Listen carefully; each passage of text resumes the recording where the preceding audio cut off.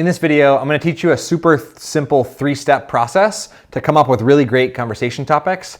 And I'm going to actually demonstrate it with my co-founder and co-author, Will, but he's a few hundred miles away. And so I'm going to port Will in via his LinkedIn profile on my computer. Let's get into it.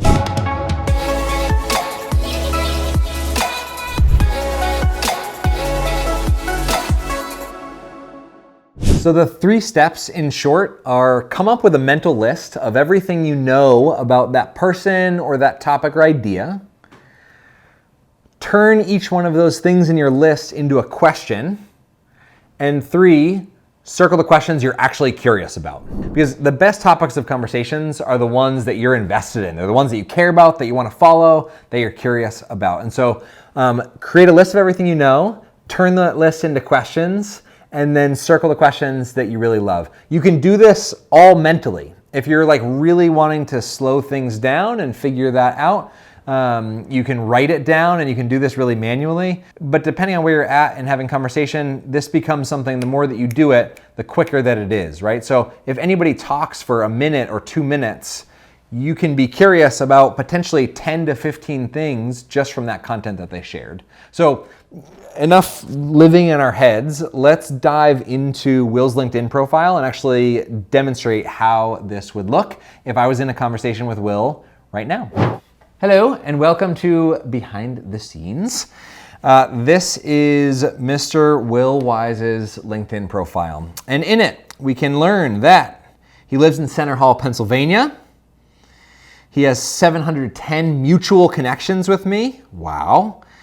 He wrote a book called Ask Powerful Questions. You can see his number of followers. Can even see his recent activity. That's sort of creepy on LinkedIn. His description of his current job working with me is that leaders call him when a lack of trust gets in the way of getting results. His passion is connecting people to people and people to ideas. He previously worked at an organization called Race Relations Project.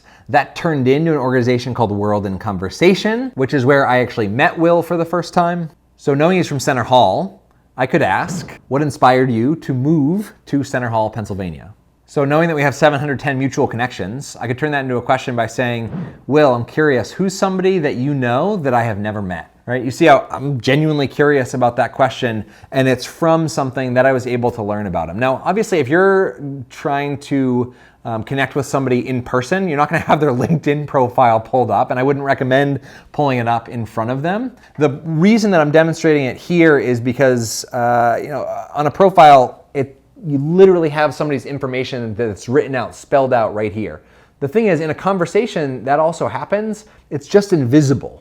Because when people are talking, it's not coming out in a bulleted list like as if you're watching a video or on somebody's profile. And so this can work digitally, but it works just as well in person. It's just a mental game that I'm making visual or visible right now. Taking that idea that leaders call Will when there's a lack of trust that they're trying to mend or solve, I could turn that knowledge into a question and say, Will, I'm really curious. Who is a leader that you feel like you've really, really helped?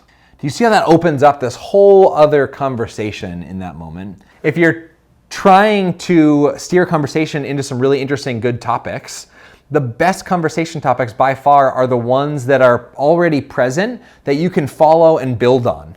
Right? A conversation is much better when it goes down a certain path and continues down that path, as opposed to saying, what's your favorite color, and where are you from, and what do you do? And that conversation feels really disjointed, and there's lots of awkward pauses in between, and there's no smooth segue. Whereas when you follow your curiosity from one point to the next, it makes a massive difference in how you come up with conversation topics, because you aren't coming up with them. The conversation and what that person's sharing is coming up with them for you.